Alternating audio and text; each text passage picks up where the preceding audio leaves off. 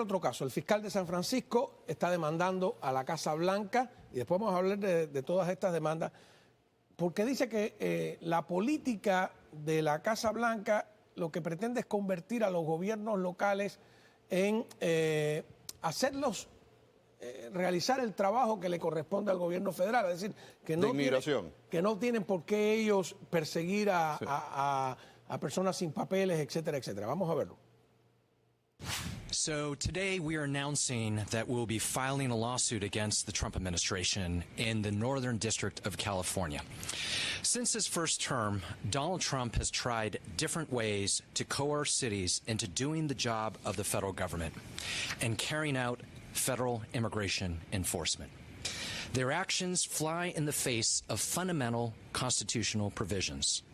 They violate plain statutory language and numerous court orders. Our lawsuit describes how their actions violate the Constitution's 10th Amendment, the Separation of Powers Doctrine, the Spending Clause, the Due Process Clause, and the Administrative Procedures Act.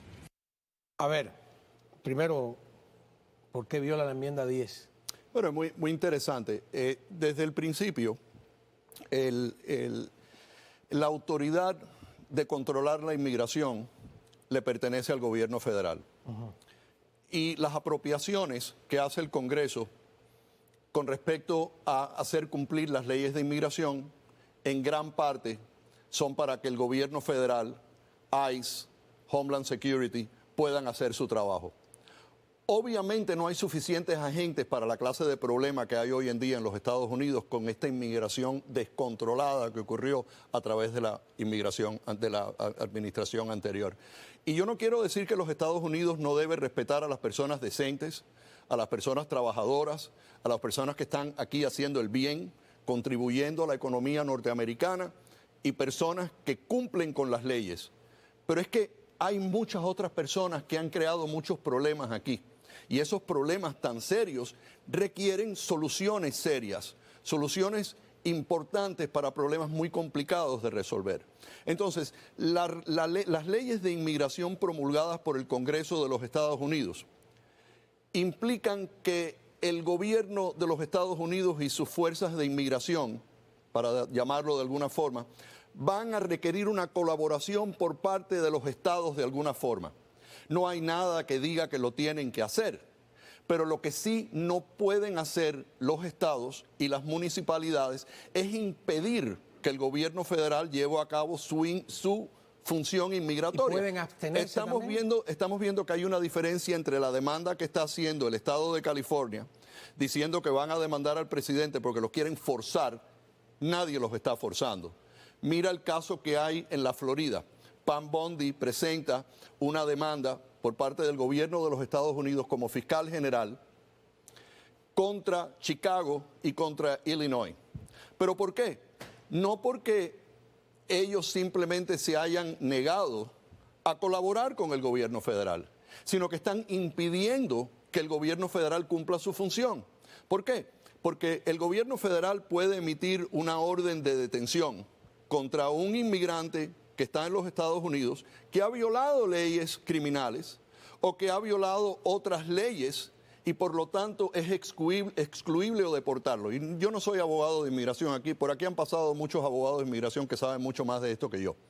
Pero esta demanda presentada por Pam Bondi contra la ciudad de Chicago es porque la ciudad de Chicago tiene una ordenanza local que han pasado la legislatura local de ese estado y de Chicago, de que no se pueden utilizar recursos locales para permitir que el gobierno federal cumpla con su función. Es decir, no pueden entrar en las cárceles, no pueden hacer llamadas telefónicas, no pueden compartir récords. Es ilegal, ¿verdad?, que en Chicago un oficial o funcionario de la localidad de Chicago comparta esta información con agentes de inmigración o agentes de ICE.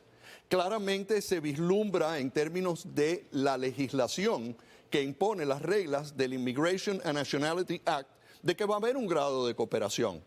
porque el gobierno federal no tiene suficientes agentes para hacerlo todo. Tienen que tener acceso a los registros de la cárcel, tienen que tener comunicación con los agentes que están custodiando a esas personas y el gobierno local tiene que hacer cumplir un detainer o una orden de detención por el gobierno federal para que no suelten a una persona antes de que los puedan recoger, porque esa persona ha cometido crímenes contra los Estados Unidos, es deportable y por lo tanto si lo sueltan, y hemos visto un alto incidente de criminalidad de personas que son recidivistas en ese contexto, y tienes la ley Lincoln Riley que acaba de ser aprobada y firmada por el presidente, que permite que inmigración, ICE, Homeland Security, tenga acceso a esa información para poder hacer cumplir las leyes inmigratorias. California es parte de los Estados Unidos todavía, ¿sabes? Vamos a profundizar en ese tema. Y una pregunta que a lo mejor es más política que legal, que toda esta lluvia de demandas contra las...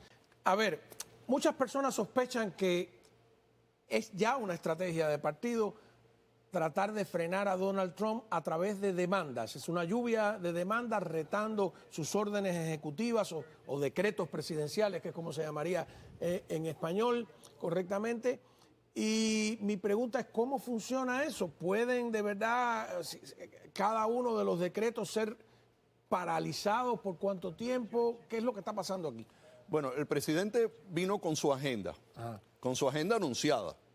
Él dijo qué es lo que iba a hacer. Habló del mal gasto, por ejemplo, de las instituciones ejecutivas que están a cargo del presidente. Esa función ejecutiva le pertenece al presidente. Todas estas agencias funcionan bajo el ámbito del Ejecutivo. Ponte, por ejemplo, ahora el tema del USAID. El USAID tiene un budget. Ese budget está aprobado por el Congreso de los Estados Unidos. Las apropiaciones de todas estas entidades ejecutivas vienen por parte del Congreso. Que por cierto, el presidente de la Comisión de Apropiaciones es Mario Díaz Valar. Bueno, perfecto. Pero ya estas apropiaciones son apropiaciones que se hicieron y se aprobaron. Entonces ahora entra el nuevo presidente no para negarle los fondos a esas entidades, sino para investigar el mal gasto que él alegó y que muchas personas han alegado, la partisanía y todo lo que, y no vamos a entrar en todo eso porque lo hemos estado escuchando constantemente, el del dinero que le han pagado a ciertas entidades noticiosas, el dinero que se está utilizando para fomentar cualquier agenda previa. Ese dinero ya está localizado, ya está aprobado. Típicamente el presidente no puede frenar eso porque eso ya está aprobado por el Congreso que escuchó los argumentos, votaron, se firmó todo eso y esa es la apropiación. Pero el malgasto de ese dinero es algo que sí se puede investigar. Entonces, si tú entras en una confrontación como presidente por orden ejecutiva, que entre en conflicto con la función legislativa, entonces tú tienes un problema de separación de poderes. Y ese problema solamente se puede resolver en las Cortes, porque entonces ciertas personas, ciertas entidades van a decir, usted me está afectando a mí un dinero que ya está proporcionado por una orden del Congreso tal y más cual, usted no puede hacer eso. Dice, bueno, yo lo estoy haciendo en la medida en que constituye un mal gasto de la forma en que esto se está utilizando, porque así el Congreso no lo aprobó. Entonces ahí entra el pleito. Lo que estamos viendo y vamos a continuar viendo constantemente aquí es la batalla por la vigencia de cada uno de los tres bastiones de nuestra democracia. Vamos a ver peleas que están centradas en la separación de poderes. En el caso de inmigración, la cláusula de supremacía. La cláusula de supremacía es que la ley de los Estados Unidos es la ley proporcionada por el Congreso de los Estados Unidos. Son los estatutos y las reglas federales. En el caso del presidente, órdenes ejecutivas que impactan decisiones de otros niveles del gobierno, como puede ser el tema del Congreso y sus apropiaciones, eso eventualmente va a pelearse, eventualmente alguien va a protestar, eventualmente algo va a suceder que lo lleva a la Corte para una determinación declaratoria. ¿Y Trump sabía esto? ¿Tiene el presidente o no tiene el presidente la habilidad, la autoridad de hacer esto? Y eso es lo que va a determinar la Corte. ¿Trump sabía que iba a ser retado en las Cortes? Obvio, yo creo que él está tratando de empujar a ver hasta dónde el Poder Ejecutivo le permite llevar a cabo la agenda que él anunció durante su campaña. Entonces, estés de acuerdo o no estés de acuerdo, lo que sí podemos estar todos de acuerdo es que hay un proceso en los Estados Unidos. Aquí las cosas no se hacen porque te da la gana. En algún momento estas cosas se van a decidir. Vamos a la pausa y cuando regresemos, ¿qué es lo que tienen que decidir entonces el sistema judicial en este caso sobre esa disputa? Es muy interesante. El sistema judicial va a tener que decidir, es lo que entiendo, en una disputa entre el Ejecutivo y el Legislativo, ¿no? ¿Cómo se llama eso? ¿Hasta dónde pueden detener la agenda de Trump o no? Cuando regresemos. Tratando de entender lo que viene, ¿no? Con el doctor Nelson Rodríguez Varela. Entonces, a ver, nos quedamos en este punto. Trump hace la orden ejecutiva o el decreto presidencial, lo retan en las Cortes. ¿Qué es lo que tiene que determinar el magistrado?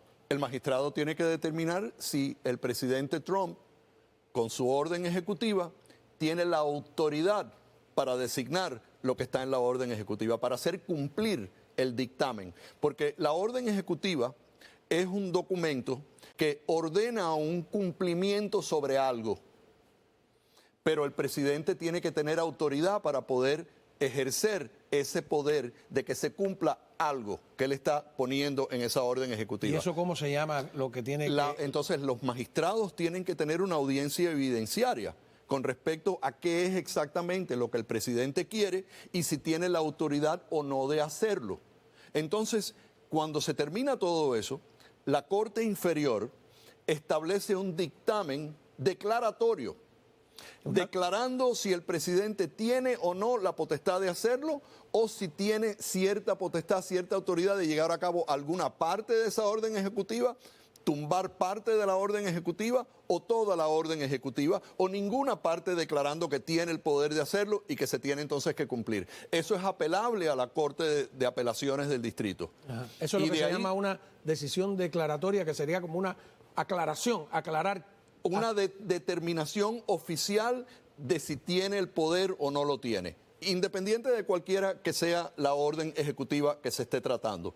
Esa orden, ese planteamiento en contra de la orden ejecutiva está sujeto a mociones para desestimar, está sujeto a los mismos procesos y garantías procesales que existen en cualquier proceso de ley. Algo como lo que vimos con la inmunidad presidencial, que hubo que definirla. Exactamente.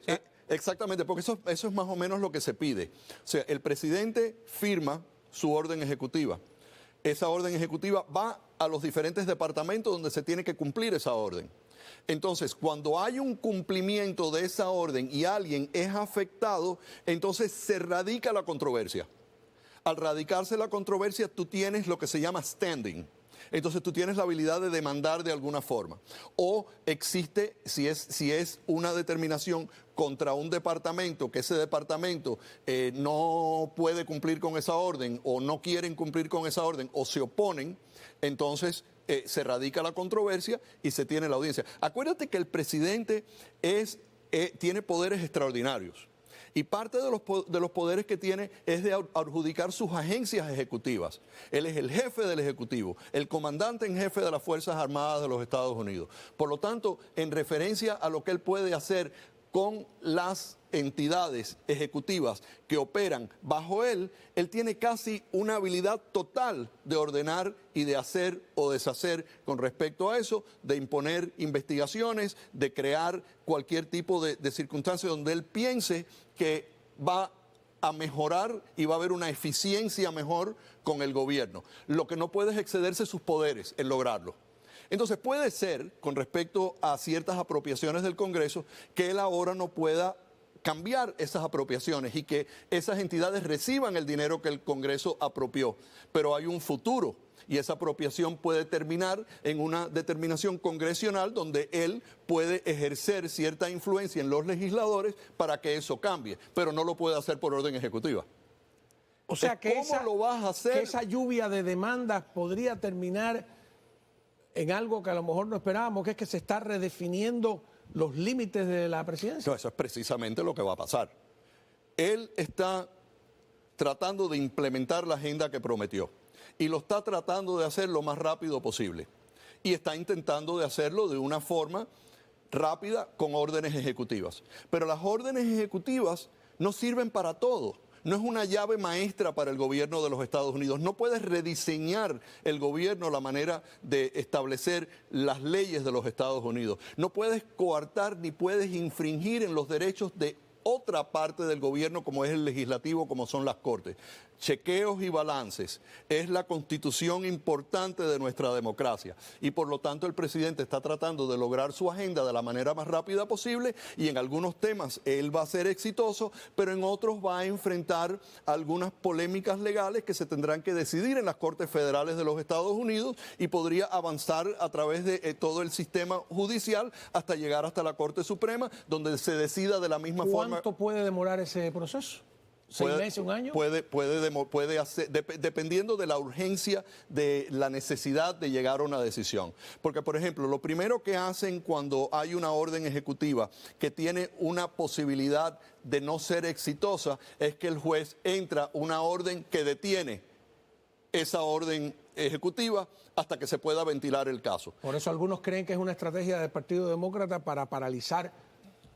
Puede ser, pero tienen que demostrar que si no lo detienen, o sea, que van no a ser, todo. si no lo detienen, van a ser afectadas personas de forma irreparable que tienen una alta posibilidad de ser exitosas en su enfrentamiento a la orden ejecutiva. Entonces detienen esa orden ejecutiva momentáneamente hasta que se pueda tener un hearing lo antes posible y ahí se podría entonces decidir toda la causa y podría seguir de la misma forma que siguen todos los casos en los Estados Unidos. Lo importante es que hay garantías procesales para todo aquí. Pero, por ejemplo, ¿cómo los detalles son importantes? Diferencias entre la demanda de California y la de Chicago.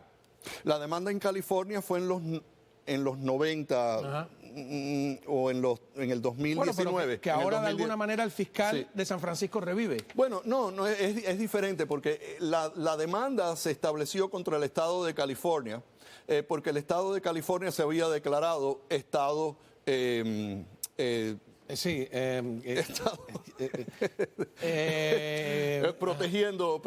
estado que protege a los inmigrantes, o ciudades santuario. Que no es un término realmente legal, es un término de arte. Entonces, lo que ocurrió en ese caso es que ganó California porque la legislación del estado de California era simplemente de que no iban a colaborar con las acciones del gobierno federal de forma proactiva, o sea, como si fueran agentes del gobierno federal. Es que un policía no te puede pedir papeles de inmigración. No. Hacerlos agentes como si fueran agentes de ICE. En California, en ese caso, ellos no estaban diciendo que no cooperaran con las agencias federales. En el caso de Cook County, lo que están diciendo es que no permitan que las agencias federales tengan acceso a información, acceso a los procesos, acceso a las cárceles, acceso a poder interrogar personas que están detenidas, que están sujetas a una orden de detención por parte de ICE o por parte de Homeland Security, que es diferente. Podría ser considerado destrucción. Por eso es que el caso de Pam Bondi es completamente diferente, porque la legislación local de Cook County ha demandado a Chicago y a Illinois. La ley de Illinois no es no obstruye. Es parecida a la de California, pero la ley de Cook County sí lo es. La ley de Chicago establece que es ilegal y que ninguna agencia local puede darle información y puede ejecutar una orden de detención que haya pedido el gobierno federal. Ahí entonces estás obstruyendo la función de enforzar las leyes federales de inmigración por parte del gobierno federal. En California simplemente se quedan con los brazos cruzados y no hacen nada, pero si hay un detainer, lo tienen que cumplir. Qué bien. Pues vamos a una breve pausa, ¿no?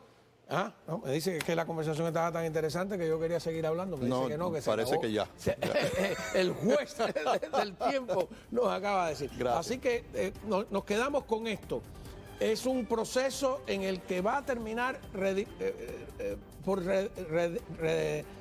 repasar, revivir, redefinir hasta dónde llegan los poderes del ¿Cuáles son Ejecutivo. los límites de los poderes presidenciales con respecto a las órdenes Es muy ejecutivas? interesante. Bueno, por eso Wall Street Journal tituló este fin de semana que dijo que Trump estaba cambiando el mundo a un ritmo sin precedentes. Y habría que agregarle que está cambiando también Estados Unidos a un ritmo sin precedentes. ¿Tendrá éxito o no? Veremos. Cuando regresemos...